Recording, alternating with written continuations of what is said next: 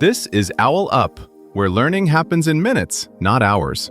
For a deeper journey, explore all our courses at owlup.co.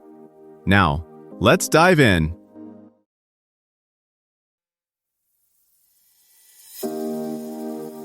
Welcome back to Chapter 3 of The Secret Language of Conversations. In this episode, titled The Power of Silence, we'll explore the surprising ways that silence can enhance our interactions and provide clarity in communication.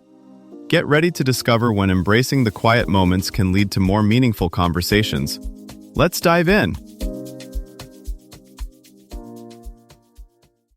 A brief pause in a conversation, just a few heartbeats of silence, can boost the quality of ideas people share by more than 10%. Now, think of the last tense moment you rushed to fill. What might have changed if you'd stayed quiet, just a little longer? Most of us were trained, at home, in school, at work, to treat conversational gaps like emergencies. If there's a space, you're supposed to fill it. Jump in, reassure, clarify, entertain, rescue.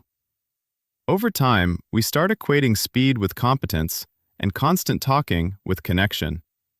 Yet, when you watch the best therapists, negotiators, or leaders, you'll notice something quietly radical. They're in no hurry. They respond like careful editors, not frantic commentators. They let a remark land, breathe, and only then decide what actually deserves words. In relationships, this changes everything. A partner's sigh becomes data, not just background noise. A delayed answer becomes a doorway, not an awkward stumble. We'll explore how to use these small pockets of quiet as active tools so that in your toughest conversations, what you don't say starts working for you. In close relationships, silence usually carries a story. She's mad. He's checked out. They've lost interest. We rush to decode it like an ominous notification on our phone. But research suggests many of those stories are flat out wrong. Brief quiet often signals not withdrawal, but cognitive load. Your partner is sorting memories, weighing consequences, translating feelings into words.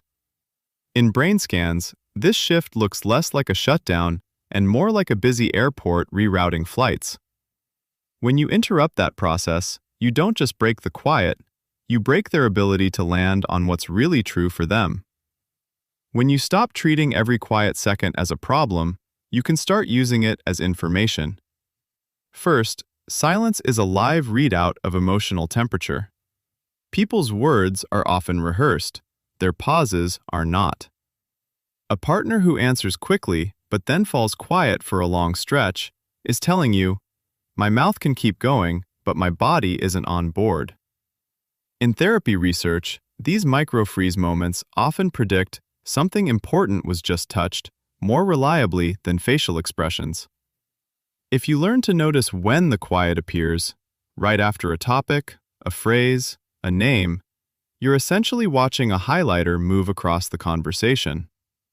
Second, silence can be a buffer between intention and impact.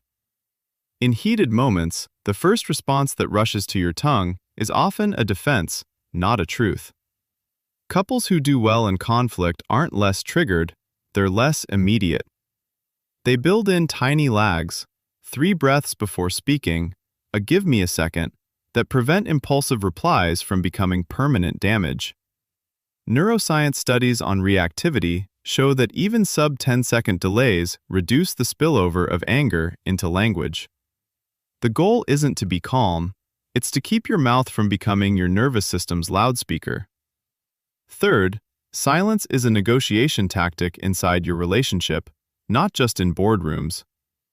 When one person drops a difficult statement, "I'm not happy at this job," "I don't know if I want kids," the other often lunges to fix, reassure, or argue. That immediate move silently recenters your comfort. When instead you let the words hang, you're making a different bid. Your reality gets to exist here, even before I respond. Over time, that changes what your partner is willing to reveal.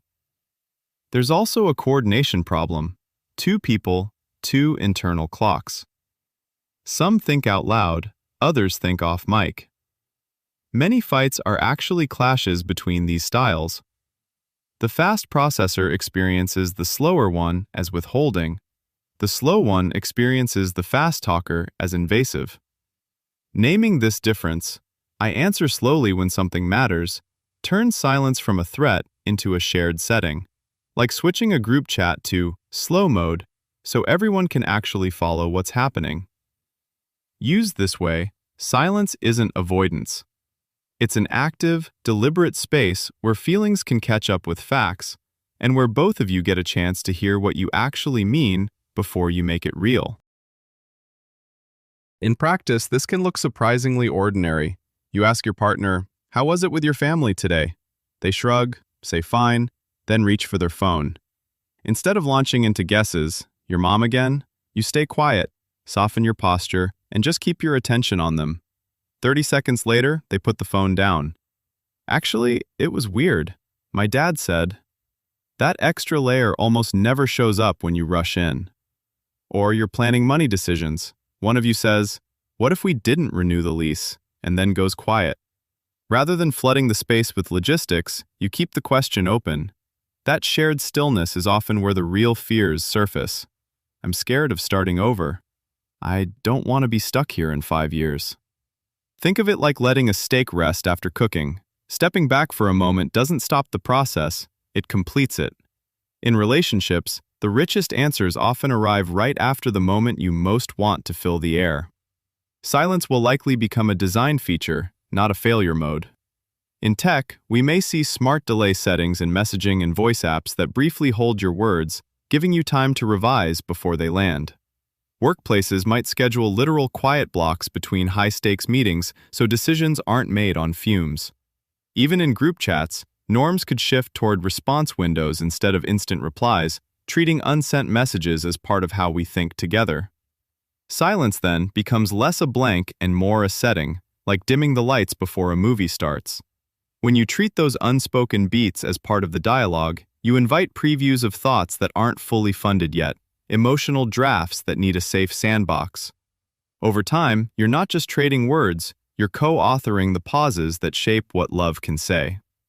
Before next week, ask yourself, where in my day do I most quickly fill silence, like during my commute, in between meetings, or when I'm with my partner, and what am I afraid I might notice if I left just 5 to 10 of those minutes completely quiet? The next time I feel the urge to jump in during a conversation, what changes if I pause for 3 breaths and really listen for what isn't being said, tone, emotion, hesitation before I respond? If I gave myself one short silence appointment today, no phone, no podcast, no to-do list, what question about my life, work, or relationships would I be secretly hoping the quiet could help me answer? This was OwlUp, your daily step forward. This series continues with more chapters on OwlUp.co. Visit OwlUp.co to access the complete course and continue your learning journey. See you there!